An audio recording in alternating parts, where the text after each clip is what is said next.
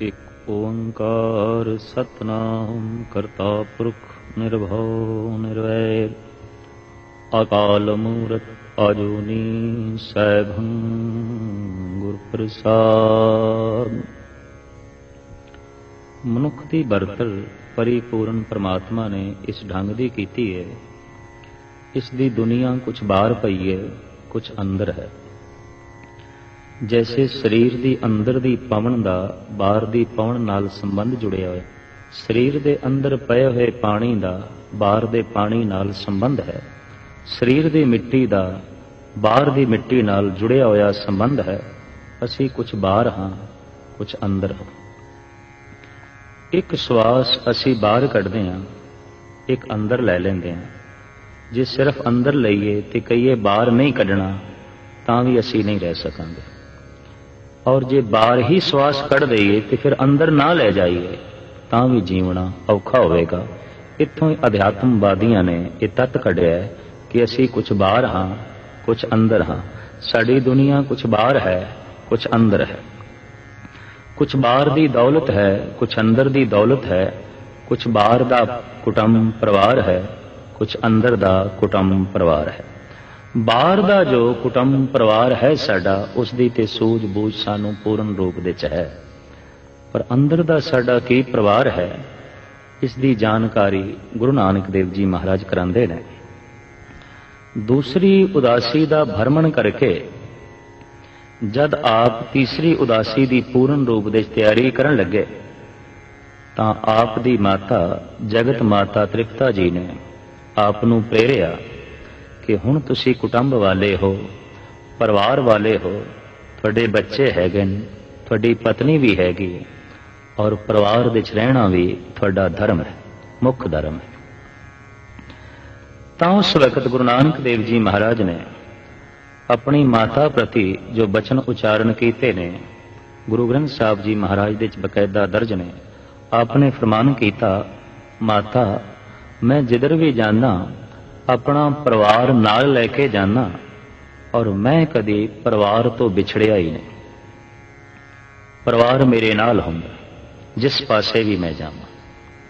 तृप्ता जी हैरान हो गई कि परिवार नाल जांदा, असी सारे इत्थे ही हुंदे, कोई नाल गया नहीं। मर्दाने ते बाले तो बिना परिवार दा कोई फर्द नाल नहीं। पर नानक जी कह रहे ने परिवार मेरे नाल है और मैं जिधर जाना परिवार मेरे नाल जांदा है। ये ते सुदाइयां वाली गल होई। अक्सर संसार की दृष्टि दे भगत लोग महापुरुष पागल ही कहलाए गए, उन्होंने पागल ही आख्या गया। कारण उन्हां दी विचार, उन्हां दे बोल समाज का हिस्सा नहीं बनते सन, व्यवहार का हिस्सा नहीं बनते सन। रोजमर्रा की जिंदगी विच उन्हां दे विचारां नूं, उन्हां दे व्यवहार नूं, उन्हां दे बचनां नूं ढालना बड़ी औखी गल हो गई। जिस तरह पागल दे बोल संसार नाल तालमेल नहीं खांदे, समाज का हिस्सा नहीं बनते, भगतां दे बोल भी समाज का हिस्सा नहीं बनते। इस वास्ते जिथे पागल समाज नालों टुट जाता है, करीबन करीबन भगत भी समाज नालों टुट जाते हैं। अज तक का इतिहास यही कहता है। और गुरु नानक की बाणी ने ते साफ फैसला कुन गल कह दी है कि भगतां ते संसारियां जोड़ कदे ना आया। भगत ते संसारी दा जोड़ कदी जुड़िया ही नहीं, मेल कदी होया ही नहीं। जब गुरु नानक देव जी महाराज ने यह आख्या कि परिवार मेरे नाल जांदा है और मैं जिधर जाना परिवार अंग संग है, तो तृप्ता जी हस पईयां। आखण लगे, नानक जी तुसी वाकई सुदाइयां दी तरह गल करन लगे। जगत ते सुदाई कहंदा ही सी बई तू सुदाई है। अज मैनू भी कहना पेगा, ये बोल सुदाइयां वाले ने, पागलां वाले ने। परिवार ते सारा इत्थे ही हुंदा है। तो साहिब श्री गुरु नानक देव जी महाराज कहन लगे, मां ये ते सोचण दी गल है, ये ते मनुख दे मनण दी गल है। मैं जो कह रहा बिल्कुल सही कह रहा। मैं जिधर जाना मेरा परिवार मेरे नाल जाता है। तो गुरु नानक देव जी महाराज दी माता जी ने पूछ लिया, ये दस जिहड़ा परिवार नाल जाता है उहदे च मां है, पिता है, ਸਾਹਿਬ ਕਹਿਣ ਲੱਗੇ, ਹਾਂ, ਜਿਹੜਾ ਪਰਿਵਾਰ ਮੇਰੇ ਨਾਲ ਜਾਂਦਾ ਹੈ ਉਹਦੇ ਚ ਮਾਂ ਵੀ ਹੈ। ਤੂੰ ਹੁਣ ਤੇ ਹੈਰਾਨ ਹੋਈਆਂ ਤੇ ਖਿੜਖਿੜਾ ਕੇ ਹੱਸ ਵੀ ਪਈਆਂ। ਪੁੱਤਰ ਤੂੰ ਵਾਕਈ ਸੁਦਾਈਆਂ ਵਾਲੀ ਗੱਲ ਕਰਦਾ, ਵਾਕਈ ਪਗਲਿਆਂ ਵਾਲੀ ਗੱਲ ਕਰਦਾ। ਮੈਂ ਤੇ ਕਦੀ ਨਾਲ ਨਹੀਂ ਗਈ, ਮੈਂ ਤੇ ਇੱਥੇ ਤਲਵੰਡੀ ਦੇ ਚ ਹੀ ਰਹੀ ਹਾਂ, ਪਰ ਤੂੰ ਕਹਿੰਦਾ ਮੇਰੇ ਨਾਲ ਹੈ ਮਾਂ। ਫਿਰ ਸੋਚੀ ਪੈ ਕੇ ਕਹਿੰਦੀਆਂ ਨੇ, ਕਿਧਰੇ ਐਸਾ ਤੇ ਨਹੀਂ ਤੂੰ ਮੇਰੀ ਯਾਦ ਨਾਲ ਲੈ ਜਾਣਾ ਤੇ ਇਹੀ ਆਖਣਾ ਚਾਹੁੰਦਾ ਹੋਵੇਂ ਤੇ ਮੈਂ ਸਮਝਦੀ ਨਾ ਹੋਵਾਂ। ਸਾਹਿਬ ਕਹਿਣ ਲੱਗੇ, ਹਾਂ, ਕਹਿਣਾ ਤੇ ਕੁਛ ਮੈਂ ਐਸਾ ਚਾਹਨਾ ਮਾਂ, ਅਜੇ ਵੀ ਤੂੰ ਨਹੀਂ ਸਮਝੀ। ਕਹਿੰਦੇ ਨੇ ਭਗਤਾਂ ਤੋਂ, ਬ੍ਰਹਮ ਗਿਆਨੀਆਂ ਤੋਂ 4 ਤਰ੍ਹਾਂ ਦੇ ਜਿਹੜੇ ਮਨੁੱਖ ਨੇ ਉਹ ਕੋਈ ਲਾਭ ਨਹੀਂ ਉਠਾਉਂਦੇ। ਇੱਕ ਤੇ ਮਾਂ ਬਾਪ, ਦੂਸਰੇ ਸ਼ਰੀਕ, तीसरे जिगरी दोस्त और चौथे दुश्मन। ये कोई लाभ नहीं उठाते, ये उन्हां दी गल नूं समझना भी नहीं चाहते और उन्हां तो लाभ भी नहीं उठाना चाहते। तो ममता दी मारी हुई तृप्ता ममता दी दृष्टि नाल गुरु नानक नूं वेखदी है और गुरु नानक इस दुनिया तो बहुत उच्चे अगां दी गल कर रहे हैं। मां, मैं जिधर जाना परिवार मेरे नाल आउंदा। क्या उस परिवार विच मां भी है? हाँ, मां भी है। तो तृप्ता जी ने पूछ लिया, नानक जी दसो उस मां दा नां की है जो नाल जांदी है? तो सतगुर माता दा नाम दसदे न, परिवार दे सारे फर्दां दा नाम दसदे न और ये शब्द गुरु ग्रंथ साहब जी महाराज दे अंदर गौड़ी राग दे दूसरे नंबर ते आया है। सतगुर कहंदे न, माता मत पिता संतोख है, सत भाई कर एहे विसेक। मेरी जो माता है वो शुभ मत है, चंगी मत है। ये कदम कदम ते मेरी रखिया कर दी है, मेरी हिफाजत कर दी। असी उसनू यतीम कहते हाँ जिस दी मां मर जाए, पर गुरु नानक कहते नहीं, उसनू यतीम ना आखो जिस दी मां मर जाती है, यतीम उसनू आखो जिस दी मत मर जाती है। जिस दी मां मर जाए वो जिंदा रहने दे वसीले लभ लैंदा है, ठोकरां तो कई दफा बच भी सकता है, पर जिस दी मत मर जाए वो ते कदम कदम ते ठोकरां खांदा है। बुद्धिहीन मनुख कदम कदम ते ठोकरां खांदे ने। तो साहिब कहंदे ने कि चंगी मत, श्रेष्ठ मत, उत्तम विचार, उत्तम फिलसफा, प्रभु चिंतन, ये जिहड़ी चंगी मत है ये मेरी मां है और मेरे नाल है और हर कदम ते मेरी हिफाजत कर दी है, मेरी पालना कर दी है, मेरे ते ममता डुलांदी। तो ठीक है, चंगी मत ये मां हुई। पिता कौन है? संसार दे जितना सारा अनर्थ चल रहा है ये मत दे मरण नाल चलदा है। जब मत मर जाए तो मनुख गुंडा हो जाता है, बदमाश हो जाता है, दुराचारी हो जाता है, चोर बन जाता है। दुनिया दे जिस जिस दी भी मत मर गई है उन्हां मनुखां दे कारण बड़ा अनर्थ है। जिन्हां दी मां मर गई है उन्हां दे कारण करके संसार नूं कोई हानि नहीं है, बल्कि वो ते विचारे दया दे पात्र ने। पर जिन्हां दी मत मर गई है वो ऐसे यतीम ने, कई दफा समुची मनुखता नूं यतीम बनाउण दे विच भागी बन जांदे। तो माता मत पिता संतोख। साहिब कहंदे मेरे पिता दा नाम है संतोख। ये हर हालत विच मैनूं खुश रखदा है। लोभ ते संतोख दी व्याख्या 2 लफ्जां विच करनी होवे तां इतनी है, जो कुछ है जैसा है सब ठीक है, ये संतोखी दी भाव दशा होंदी है। जो कुछ है जैसा है प्रवान है, कबूल है। लोभी दी मानसिक दशा की है, जो कुछ है जैसा है कबूल नहीं। जैसा परिवार है, जैसा संसार है, जैसे मां बाप ने, जैसी धन संपदा है, जैसी मेरी प्रारब्ध है, ये प्रवान नहीं, ये कबूल नहीं। ते जद कबूल नहीं तो दुखी होवेगा, बेचैन होवेगा। आम कहावत है कि लोभी बंदा फुल्लां दी सेज ते भी तड़पदा है, संतोखी बंदा अंगारियां ते बैठ के भी मस्त रहिंदा है। और इस दे सबूत मिले ने। गुरु अर्जन देव जी महाराज तत्ती तवी ते बैठ के भी मुस्कुराए ने, प्रभु दे गीत गाए ने। संतोखी मनुख हर हालत विच आनंद विच होवेगा और लोभी मनुख हर हालत विच पीड़ित होवेगा, दुखी होवेगा, परेशान होवेगा। साहिब कहते मेरे पिता का नाम है संतोख। एक गाथा चेते आई है, फातेह आजम सिकंदर कहते ने जद हिंदुस्तान नूं फतेह करने वास्ते आया लंबी चौड़ी सेना लैके,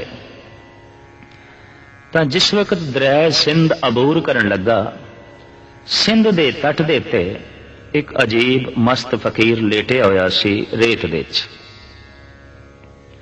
सेना सारी दरिया पार कर चुकी सी, आखिरी टुकड़ी दे विच सिकंदर आप सी। उस मस्त फकीर नूं वेख के रुक गया। बचपन तो ही सिकंदर फकीरां दा मुश्ताक रहा। नेड़े चला गया, रेत दे च लेटिया होया ये महात्मा वेखदा है सिकंदर नूं, पुछ बैठा, सिकंदर किथे चले, किहड़े पासे गमन कीता? सिकंदर कहने लगा, फकीर साईं मैं हिंदुस्तान फतेह करन चला, लंबी चौड़ी सेना लैके। तो फकीर कहने लगा, ठीक है, ये दस जद तू हिंदुस्तान फतेह कर लवेंगा फिर की करेंगा? आखन लगा, फिर मैं हथ दे उत्ते हथ धर के थोड़ी बैठना, मैं कोई होर मुल्क फतेह करांगा। फकीर कहने लगा, जे तू होर मुल्क भी फतेह कर लिया फिर की करेंगा? कहते ने जितने चिर तक सही जवाब ना मिले सवाल अपनी थां ते खड़ा रहिंदा है। समाधान सही ना होवे तो समस्या अपनी थां ते खड़ी रहिंदी है। सिकंदर हैरान होया, सवाल ते अपनी थां ते खड़ा, मैं जो भी जवाब देना उहदे नाल सवाल मिटदा नहीं इस फकीर दा। तो उस फकीर ने कहा, जे कलपत कीता होया तू होर मुल्क भी फतेह कर लिया फिर की करेंगा? तो सिकंदर कहने लगा, फिर मैं कोई होर मुल्क फतेह करांगा, मैं बैठे नहीं रहना, मैं सुस्त आदमी नहीं हाँ, मैं कोई होर मुल्क फतेह करांगा। फकीर कहने लगा, ठीक है, पर सवाल ते अपनी थां ते खड़ा है, जे तू होर मुल्क भी फतेह कीता फिर की करेंगा? गुस्से च आके सिकंदर कहने लगा, मैं सारी दुनिया फतेह करांगा, जमीन का एक इंच खिता भी नहीं रहन देंगा जो मेरे कब्जे विच ना होवे, जो मेरी पकड़ विच ना होवे, मैं सारी दुनिया फतेह करांगा। सिकंदर सोचदा हुण सवाल खत्म, पर नहीं, फकीर फिर बोलिया, अच्छा सिकंदर ये दस जद तू सारी दुनिया फतेह कर लवेंगा फिर की करेंगा? ये तो ख्वाबो ख्याल दे भी नहीं सोचिया सी सिकंदर ने कि इस तो अगां भी कोई जवाब देना पेगा। सिकंदर जब तू सारी दुनिया फतेह कर लवेंगा फिर की करेंगा? तो फिर सिकंदर कहने लगा, फिर मैं अपने घर जावांगा, आराम करांगा, यूनान वापस जावांगा, आराम करांगा। फकीर कहने लगा, तू 100 पुआड़े पाके आराम करेंगा ते असी आराम कर रहे हैं, असी रेत विच लेटे हैं, असी आराम करदे पे हां, जे तू आराम करना ते आ इत्थे लेट जा, असी आराम दे चां। तू 100 पुआड़े पा के आराम करेगा ते असी आराम दे चां, इत्थे तू स्वयं अंदाजा लगा, तू अगे है कि असी अगे हां। इतिहास गवाह है, हिंदुस्तान तो वापस जांदे होया सिकंदर रस्ते दे च ही दम तोड़ गया, उन्होंने आराम नसीब ना होया। मनुख दी कई दफा सारी भज दौड़ आराम वास्ते होंदी है, ते आराम उसे दिन नसीब होंदा है जद 4 मनुख चुक के चिता ते रख देंदे न। इस तो पहले आराम किथे? भज दौड़ है आराम वास्ते, पर भज दौड़ मनुख दे कोल रह जांदी है, आराम नहीं रह जाता। पर जे मन दे संतोख होवे ते ऐसा मनुख हर वक्त विश्राम दे च, ऐसा मनुख हर वक्त आराम दे च, उदी भज दौड़ दे च भी कुछ विश्राम होवेगा। तो साहिब गुरु नानक देव जी महाराज दा फरमान, संतोख मेरा पिता है, मैं जिथे भी जाना है मैनू विश्राम दे च रखदा, आराम देंदा, सुकून देंदा। माता मत पिता संतोख, सत भाई कर एह विसेख। तो तृप्ता जी ने पूछया, नानक जी ये तो गल समझदे च आ गई कि जो मत है, श्रेष्ठ मत है, ये थोड़ी मां है, जो संतोख है ये थोड़ा पिता है। पर परिवार विच सिर्फ मां बाप ते नहीं होंदे, पत्नी भी होंदी है, ਅਸੀਂ ਸੁਲੱਖਣੀ ਨਾਲ ਤੁਹਾਡਾ ਵਿਆਹ ਰਚਾਇਆ ਸੀ, ਤੁਹਾਡੇ ਬੱਚੇ ਵੀ ਹਨ। ਜਿਹੜਾ ਪਰਿਵਾਰ ਤੁਹਾਡੇ ਨਾਲ ਜਾਂਦਾ ਹੈ, ਕਿਆ ਉਸ ਦੇ 'ਚ ਪਤਨੀ ਹੈ? ਕਿਆ ਉਸ ਦੇ 'ਚ ਬੱਚੇ ਹੈਗੇ ਨੇ? ਸਾਹਿਬ ਕਹਿੰਦੇ ਨੇ ਹਾਂ। ਸਤਿਗੁਰੂ ਦੇਵ ਜੀ ਮਹਾਰਾਜ ਦਾ ਫਰਮਾਨ, ਸਰਮ ਸੁਰਤ ਦੋਏ ਸਸੁਰ ਭਏ, ਕਰਣੀ ਕਾਮਣ ਕਰਮਨ ਲੈ, ਕਰਣੀ ਭਗਤੀ। ਉੱਚਾ ਇਖਲਾਕ ਆਚਰਨ, ਇਹ ਭਗਤੀ ਮੇਰੀ ਕਾਮਣ ਹੈ, ਮੇਰੇ ਨਾਲ ਰਹਿੰਦੀ ਹੈ, ਅੱਠੇ ਪੈਰ ਮੇਰੇ ਨਾਲ ਰਹਿੰਦੀ ਹੈ। ਭਗਤੀ ਰੂਪੀ ਕਾਮਣ ਦਾ ਜਨਮ ਕਿੱਥੋਂ ਹੋਇਆ? ਸਾਹਿਬ ਕਹਿੰਦੇ ਨੇ ਸਾਹਾ ਸਰਮ ਸੁਰਤ ਦੋਏ ਸਸੁਰ ਭਏ। ਸ਼ਰਮ ਮਿਹਨਤ, ਸੁਰਤ ਸਿਆਣਪ ਵਿਚਾਰ ਟਿਕਾਓ ਇਕਾਗਰਤਾ। ਮਿਹਨਤ ਰੂਪੀ ਸਹੁਰਾ ਤੇ ਸੁਰਤ ਰੂਪੀ ਸੱਸ ਦੇ ਸੰਜੋਗ ਤੋਂ ਇੱਕ ਲੜਕੀ ਦਾ ਜਨਮ ਹੋਇਆ, ਜਿਸ ਦਾ ਨਾਂ ਹੈ ਭਗਤੀ। ਸਾਹਿਬ ਕਹਿੰਦੇ ਨੇ ਇਹ ਮੇਰੀ ਕਾਮਣ ਹੈ, ਇਹ ਮੇਰੀ ਇਸਤਰੀ ਹੈ। ਇਸ ਦਾ ਜ਼ਿਕਰ ਗੁਰੂ ਅਰਜਨ ਦੇਵ ਜੀ ਮਹਾਰਾਜ ਨੇ ਵੀ ਕੀਤਾ ਹੈ। ਨਿਜ ਭਗਤੀ ਸੀਲਵੰਤੀ ਨਾਰ, रूप अनूप पूरी आचार, जिच्चर वसी पिता के साथ, तिच्चर कंत बहु फिरे उदास, कर सेवा सतपुरख मनाया, गुर आणी घर में तां सर्ब सुख पाया। भगती नूं नार आख्या है साहिब श्री गुरु अर्जन देव जी महाराज ने भी। कहते हैं ज्ञान पुरुष है, भगती स्त्री है। ज्ञान का जन्म तर्क तो है, संशय तो है, भगती का जन्म शरधा तो है। इस वास्ते असी अक्सर देखते हैं कि स्त्री जगत दे शरधा प्रधान होंदी है, पुरुष जगत दे ज्ञान प्रधान होंदा है। पर शरधा तो हीणा ज्ञान अधूरा है, और ज्ञान तो हीणी भगती भी अधूरी है। दोहां ने संपूर्ण होना है। भारत के ऋषि मुनिया ने ये चंगे बोल बोले ने कि पुरुष भी अर्ध अंग है, स्त्री भी अर्ध अंग है, दोवें अर्ध अंग ने। शरीर करके आकार करके ते ये अर्ध अंग हैं, पर विचार करके सूक्ष्म देही करके भी अर्ध अंग है। जितने चिर तक पुरुष नूं श्रद्धा ना मिल जाए, पुरुष अधूरा ही रहिंदा है। तर्क ते नास्तिकता दे जन्मदाते पुरुष ने, और अंध विश्वास ते भटकदे होए जिहड़े मनुख ने, कहंदे ने इन्हां दे तादाद स्त्रियां दी ज्यादा होवेगी। क्योंकि श्रद्धा है, ज्ञान नहीं। पुरुष कोल ज्ञान है, श्रद्धा नहीं। दोवें अधूरे रह जाते। ज्ञान अख है, श्रद्धा पैर है। हुण चलण वास्ते पैर होवन, वेखण वास्ते अख ना होवे, मनुख भटक जाएगा। वेखण वास्ते अख होवे, चलण वास्ते पैर ना होवन, तां भी पहुंचना बहुत औखा है, बहुत औखा है। ज्ञान पुरुष है, भक्ति स्त्री है। जद किसी मनुख दे अंदर, चाहे वह स्त्री है ते चाहे वह पुरुष है, ज्ञान ते भक्ति दोहां दा प्रवेश हो जाए, दोहां दा अवतरण हो जाए, वह मनुख पूर्ण पुरख हो जाता है। चाहे वह स्त्री है चाहे पुरुष है, क्योंकि उसके अंदर ज्ञान भी है, उसके अंदर भक्ति भी है, उसके अंदर श्रद्धा भी। तो गुरु नानक देव जी महाराज ने माता मत मत विचार उज्जवल मत ज्ञान का पहले जिक्र ही कर दिता है। शर्म सुरत दोए ससुर भय, करनी कामन करमन ले। मेहनत मुशक्कत ए मेरा सौरा है। भाव मैनू अपनी मेहनत ते भरोसा है, मैनू अपनी मुशक्कत ते भरोसा है। गुरु नानक दी दुनिया सुस्त नहीं है, आप मुशक्कत नू बड़ी प्रधानता देंदे ने। उदम करेंदियां जीव तू, कमावदियां सुख भुंच, ध्यावदियां तू प्रभु मिल, नानक उतरी चिंत। जिवें उदम करके ही धन कमाईदा है, उदम करके ही धर्म कमाईदा है। मुफ्त दे धन नहीं मिलता, मुफ्त दे धर्म भी नहीं मिलता। हो सकता है धन मुफ्त दे भी मिल जाए, धर्म कतई मुफ्त दे नहीं मिलता। कमाना पैंदा है, लाजमी कमाना पैंदा है। असीं देखदे हां पिता दा कमाया होया धन पुत्र नूं मिल जांदा है, कई दफा दादे दा कमाया होया धन पोतरे नूं मिल जांदा है, पर धर्म ते स्वयं कमाना पैंदा है, किसी दा कमाया होया नहीं मिल सकता। इस वास्ते संसार दे विच धन वधदा जा रहा है, धर्म घटदा जा रहा है, क्योंकि धन ते दूसरे दा भी मिल सकता है। प्यो दा धन पुत्र नूं मिल गया, दादे दा धन पोतरे नूं मिल गया। धन दी लाटरी भी निकल आउंदी है, धर्म दी लाटरी नहीं निकलती। धर्म ते स्वयं कमाना पैंदा है, आप कमाना पैंदा है, मेहनत करके कमाना पैंदा है। और ये निजी संपदा खुद निजी हत्थां नाल संग्रह करनी पैंदी है। इस वास्ते संसार विच धन वधदा जा रहा है, और दिन ब दिन धर्म घटता जा रहा है। इत्थे धर्म जो है प्यो पुत्र नूं नहीं दे सकता और पुत्र भी पिता नूं नहीं दे सकता।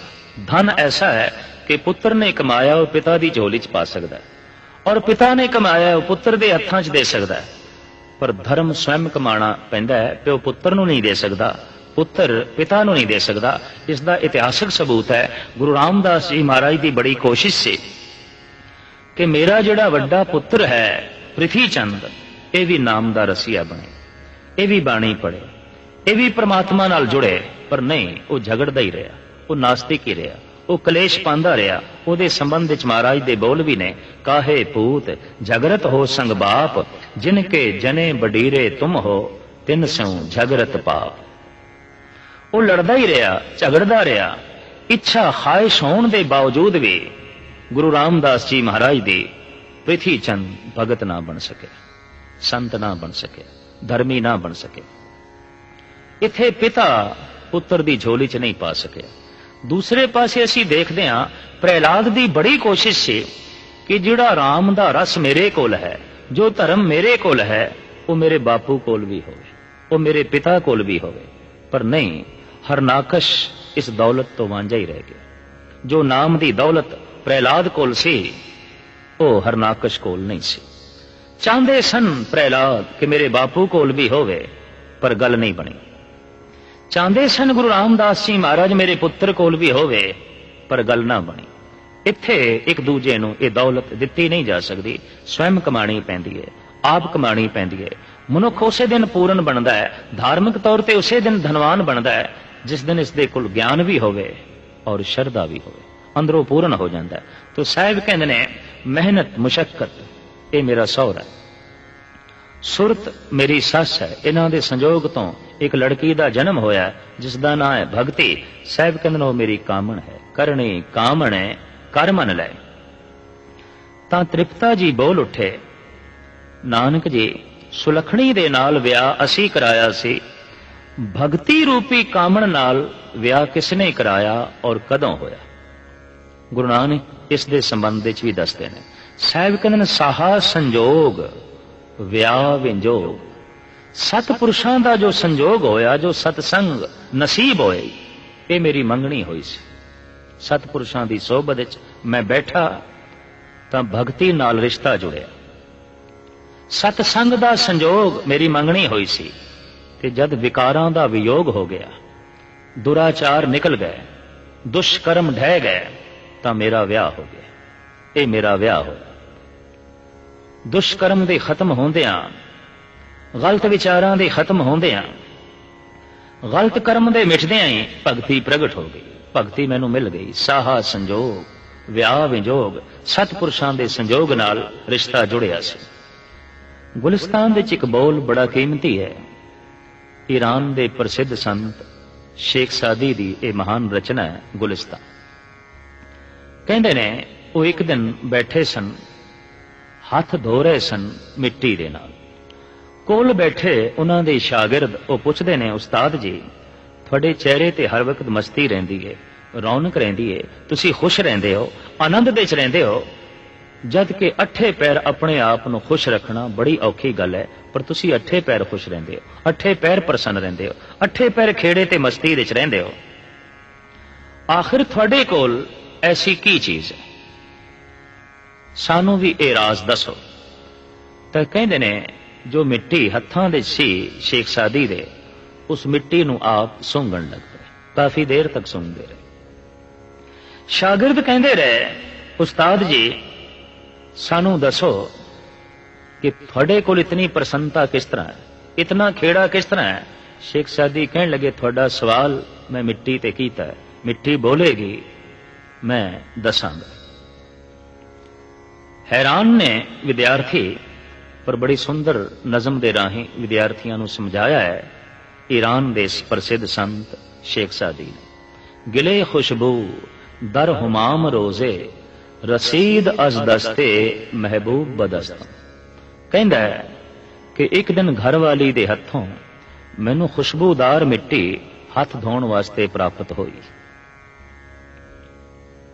गुफ्तम तू मुश्की अंबर या अंबेरी कि अज खुशबू दी लावी जे तो मस्तम। शेख सादी साहब कहने मैं बोलिया उस मिट्टी नूं, आखिया दस तू मुश्की है, अंबर है, अंबेरी है, आया कीड़ा सेंट है, कीड़ा अतर है तू, क्योंकि तेरी सुगंधी ने मेरे दिल दिमाग नूं मुअत्तर कर दिता। ऐ ते तू मिट्टी। मुश्की, अंबर, अंबेरी गजनी काबुल दे जो अतर वरते जाते ने उन्हां दे नाम ने प्राचीन समय तो। गुफ्तम तू मुश्की अंबर या अंबेरी कि अज खुशबू दिलावी जे तो मस्तम। दसते सही तो मुश्की है, अंबर है, अंबेरी है, कौन है, क्योंकि तेरी सुगंधी ने मेरे दिल दिमाग नूं मुअत्तर कर दिता। शेख सादी लिखदे न मिट्टी बोली बाओ गुफ्ता मन गिले ना चीज बूदम वलैकिन मुद्दते बागुल निशस्तम। मिट्टी बोली ऐ शेख, ऐ फकीर साईं, मैं एक नाचीज मिट्टी हां। बाओ गुफ्ता मन गिले नाचीज बूदम, गिले मिट्टी, मैं एक नाचीज मिट्टी हां। वलैकिन मुद्दते बागुल निशस्तम, पर मैं एक खास समय तक फुल्लां दे कोल रही हां, फुल्लां दी जड़ां दे विच रही हां, फुल्लां दी संगत कीती है। जमाले हम नशे दरमन असर कर दे वगरना मन हमा खाकम के हस्तम। फुल्लां दी संगत करके, फुल्लां दी नेड़ करके मेरे विच भी सुगंधी आ गई है, महक आ गई है, वरना मैं ते एक नाचीज मिट्टी हां। तो शेख सादी साहब कहने लगे मैं एक नाचीज मिट्टी दा पुतला, सतपुरुषां दी सोहबत करके ये गुणां दी सुगंधी मेरे अंदर पैदा हुई है। ये जो महक है ये मेरी अपनी नहीं, किसी तो मिली है। ये जो चमक दमक मेरे कोल है ये मेरी अपनी नहीं, मैनू किसी तो मिली है। तो साहिब गुरु नानक देव जी महाराज दा फरमान, सतपुरुषां दी जो सोहबत नसीब हुई ये मेरी मंगनी हुई, और संसारिक विकारां दा जो त्याग हो गया ये मेरा विआह होया। तो तृप्ता जी ने पूछ लिया पुत्र नानक, इस भक्ति रूपी कामण ने किसी संतत नूं भी जन्म दिता है? थोड़ी कोई औलाद भी है, थोड़ा कोई बच्चा भी है? क्योंकि परिवार बच्चे तो बिना भी ते अधूरा है। साहब कहने हाँ, सच संतत कहो नानक जोग, इस भक्ति रूपी कामण ने सच रूपी पुत्र नूं जन्म दिता है, ज्ञान रूपी पुत्र नूं जन्म दिता है, ईश्वर नूं जन्म दिता है। हैरान होवोगे कि ईश्वर दे नाम भगत लोग रखते हैं। हुण मां बाप बच्चियां दे नाम रखते हैं, पर भगत रब दे नाम रखते हैं जो जगत पिता। ये गल उल्टी है। मां बाप बच्चियां नूं जन्म देंदे न, भगत रब नूं जन्म देंदे न। साधु सतम जानो नानक प्रीत कारणे। गुरु अर्जन देव जी महाराज दा कहना, अगर साधु ते भगत ना होवन तो ईश्वर दी होंद दा कोई पता भी नहीं चलेगा। ये ओ ही प्रगट करदे ने, उसदी होंद नूं, उसदी असलीयत नूं, उसदी वास्तविकता नूं जगत दे सामने रखदे न। तो सच रूपी पुत्र नूं जन्म दिता है, ज्ञान रूपी पुत्र नूं जन्म दिता है। कहो नानक जोग मैं इसे ही परिवार जोगा। मुख्तसर इस परिवार की तफसील गुरु नानक दा कहना है, जिथे सतसंग होवेगा उत्थे चंगी मत होवेगी, जिथे चंगी मत होवेगी उत्थे संतोख होवेगा, जिथे संतोख होवेगा उत्थे अपनी मेहनत ते भरोसा होवेगा, जिथे अपनी मेहनत ते ही भरोसा होवेगा, भरालवत ते भरोसा होवेगा, उत्थे सुरत दे एकाग्रता होवेगी, जिथे सुरत दे एकाग्रता होवेगी उत्थे विकारां दा त्याग होवेगा, जिथे विकारां दा त्याग होवेगा उत्थे भगती होवेगी, और जिथे भगती होवेगी उत्थे ज्ञान होवेगा, और जिथे ज्ञान होवेगा उत्थे परमात्मा आप होवेगा।